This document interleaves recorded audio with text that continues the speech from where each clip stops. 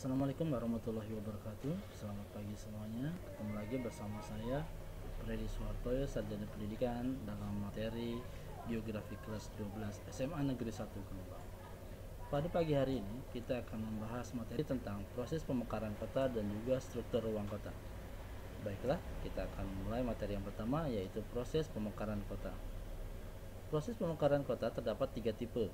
Tipe yang pertama yaitu perembetan konsentris atau dikenal dengan nama concentric development atau land density continuous development.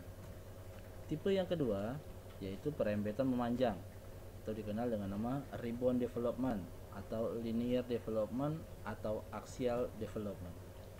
Tipe yang ketiga yaitu perembetan yang meloncat atau disebut juga leapfrog development atau checkerboard development. Oke, kita bahas satu persatu. Yang pertama, tipe 1 yaitu perembetan konsentris. Dikemukakan pertama kali oleh Harvey Clark pada tahun 1971. Menyebut tipe ini sebagai low density continuous development. Dan Wallace pada tahun 1980 menyebut concentric development. Tipe perembetan paling lambat, berjalan perlahan-lahan, terbatas pada semua bagian-bagian luar kenampakan fisik kota yang sudah ada, sehingga akan membentuk suatu kenampakan morfologi kota yang kompak. Peran transportasi terhadap perembetannya tidak begitu besar. Gambar bisa dilihat pada PowerPoint. Nah, itu adalah contoh perembetan konsentris. Yang kedua, tipe kedua yaitu perembetan memanjang. Tipe ini menunjukkan ketidakmerataan perembetan areal perkotaan di semua bagian sisi luar daripada daerah kota utama.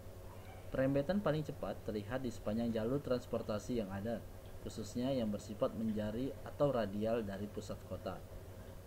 Daerah di sepanjang rute transportasi merupakan tekanan paling berat dari perkembangan, menurut Yunus pada tahun 2000 halaman 127. Tipe ini perembetannya tidak merata pada semua bagian sisi luar daripada daerah kota utama. Perembetan bersifat menjari dari pusat kota di sepanjang jalur transportasi. Gambar bisa dilihat pada PowerPoint.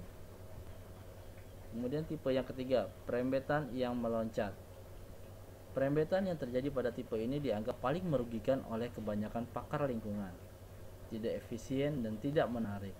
Perkembangan lahan kekotaannya terjadi berpencaran secara sporadis dan tumbuh di tengah-tengah lahan pertanian, sehingga cepat menimbulkan dampak negatif terhadap kegiatan pertanian pada wilayah yang luas, sehingga penurunan produktivitas pertanian akan lebih cepat terjadi.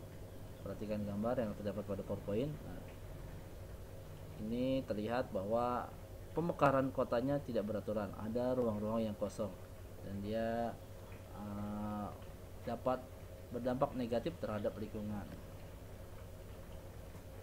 Kita lanjut materi berikutnya, yaitu struktur tata ruang kota. Berdasarkan keruangan kota, kota terbagi atas zona-zona sebagai berikut.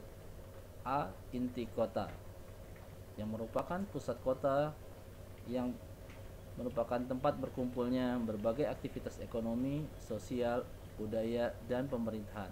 Jadi segala macam kegiatan terdapat pada inti kota. Yang B. Selaput kota, yaitu daerah yang terletak di luar inti kota. Selaput inti kota terbentuk akibat perkembangan inti kota ke arah luar. Jadi segala kegiatan yang tidak tertampung lagi pada inti kota itu biasanya berada pada selaput inti kota. C. Kota satelit, yaitu daerah yang memiliki sifat kekotaan sebagai akibat perkembangan inti kota.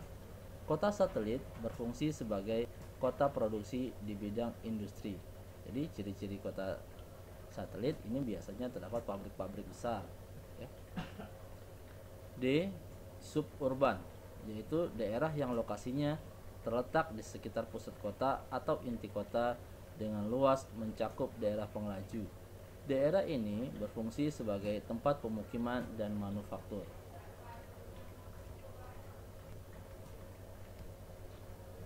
Oke, demikianlah materi kita pada pagi hari ini.